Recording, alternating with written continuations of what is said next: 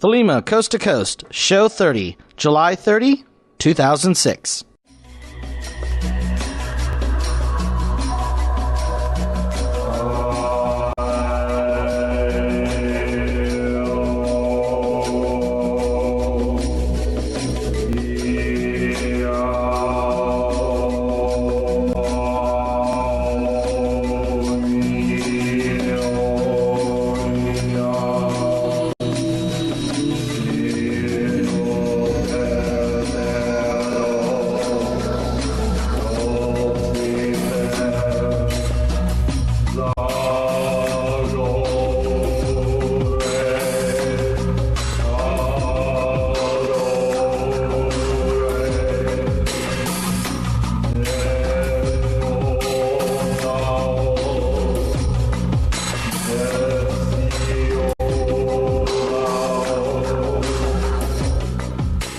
Do what thou wilt should be the whole of the law. Welcome to Thelema Coast to Coast.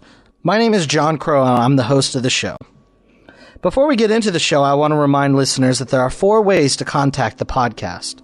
The first is via email, podcast@thelemacoasttocoast.com, the website, www.thelemacoasttocoast.com, our voicemail, 206-600-4216, and lastly, by physical mail, Thelema Coast to Coast, care of John Crow, P.O. Box 7045, Marietta, Georgia, Marietta, 30065, in the United States. On today's show, I have 3 different interviews. The first is with David Shoemaker about his work with 418 Lodge in Sacramento, the Psychology Guild, and the OTO's ongoing Pastoral Counseling program. The second interview is a discussion with Keith 418 about confrontation within the thelemic community. The last interview is with Steven Ashe regarding the Qabalah and his book, The Qabalah of the 50 Gates. Before getting into the feedback in the interviews, I want to remind everyone that sending a postcard to Thelema Coast to Coast will get you a sticker. And this is a sticker that has the Thelema Coast to Coast logo on it. It says Occultism Without Apologies and has the Thelema Coast to Coast website. All you have to do is send a postcard to the P.O. box and I'll return the stickers to you. So let's get into the listener feedback.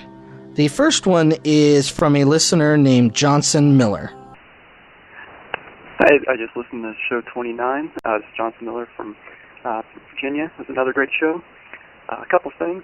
First, I love Pastor Wilcox's message. I think you ought to play them all, especially if they also contain threats of violence like the one you played. I can't imagine what else getting Old Testament on your ass means other than something violent.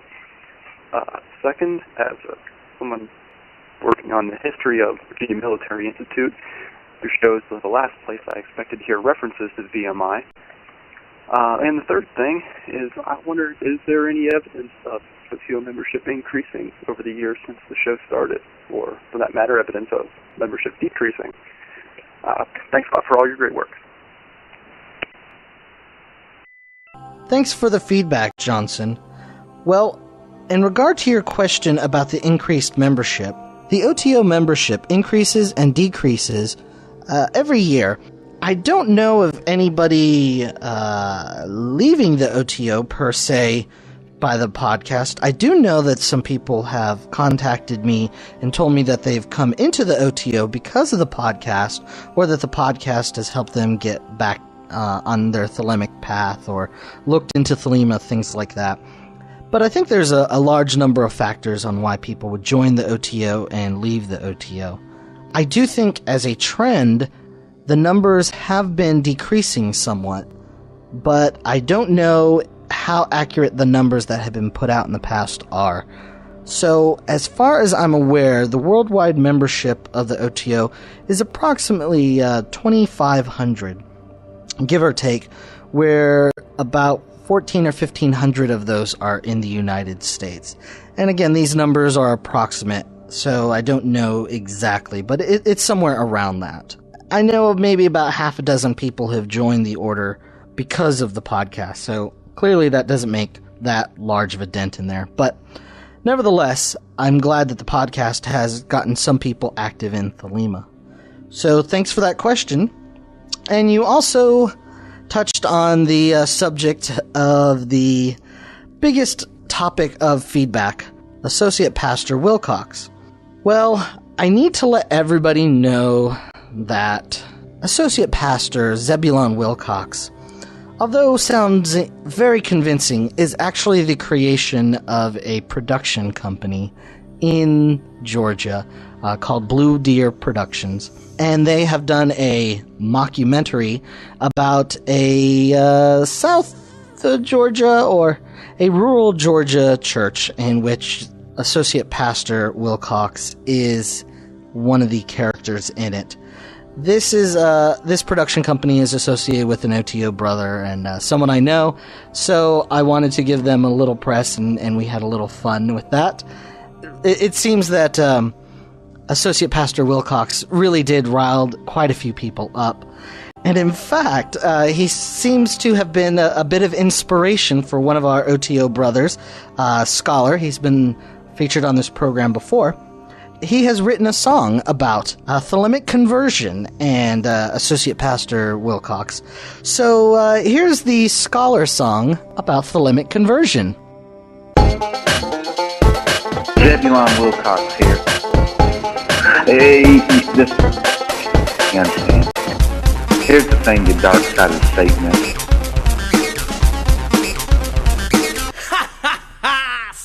Back to protect the path and stand up against a never-ending rising tide of half-wits and no-brain followers swallowing anything written in a book, edited over many millennia. Do what you're told, repress, never question any of the many gaps in the good book. Keep your eyes on your own intolerance and set it straight. Get it straight? What's next? Thelemic conversion? Right, Zeb, thanks for reminding me of things you can't conceive or even comprehend. Why would anybody want to do anything other than what slave master JC decrees? Christianity was using Haiti to control the so-called savage habitat. Imagine trading your individuality in for commonality. It's insane. If you think it through, but don't think, just trust. Have faith, don't make a fuss. Beat down, keep down your lust. I won't do it, it's everything that is life. Don't think, just trust. Have faith, don't make a fuss. Beat down, keep down your lust. I won't do it, it's everything that is life. What's satanic to you? What's satanic to you? What's satanic to you? What's satanic to you? What's satanic to you? What's satanic to me is eating every lie that is ever fed to me. What's satanic to you? What's satanic to you? What's satanic to you? What's satanic to you? What's satanic to me? What's satanic to me is eating every lie that is ever fed to me. Scholar, Thelemic Conversion Remix.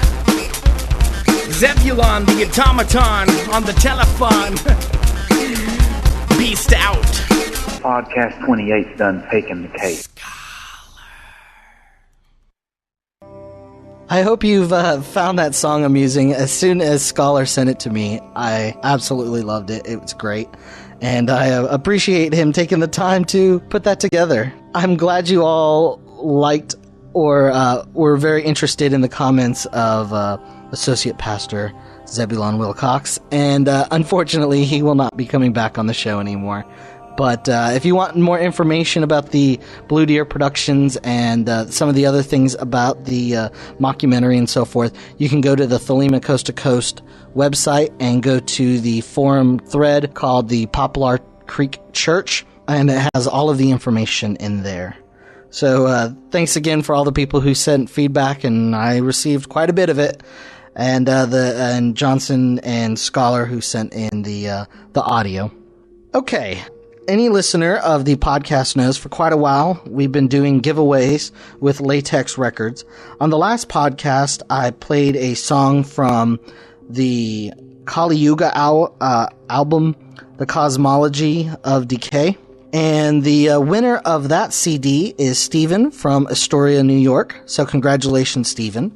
And that leaves one last CD, and that is the Latex Records Primal River Valley. This is a 2-CD set that has 28 songs on it. It's a very nice CD, lots of remixes, industrial music, and so forth. And I was going to play a song off that, but I have a different treat at the end of the program.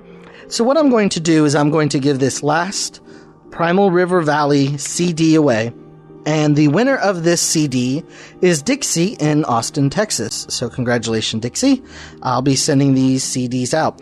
And that is all of the CDs that we have from Latex Records. So congratulations to all those who have won the CDs. And thanks again to Latex Records for supplying those to the podcast.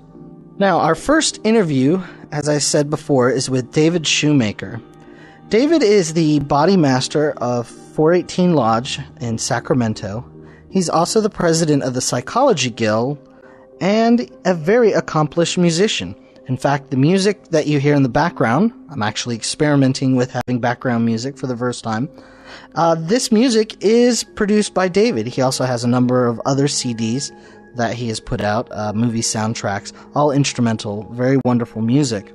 He has been the editor of a journal that just came out from 418. I apologize, not just came out a little while ago. The journal is called Qret, and he also is the president of the Psychology Guild, which has also come out with a journal called Neshma.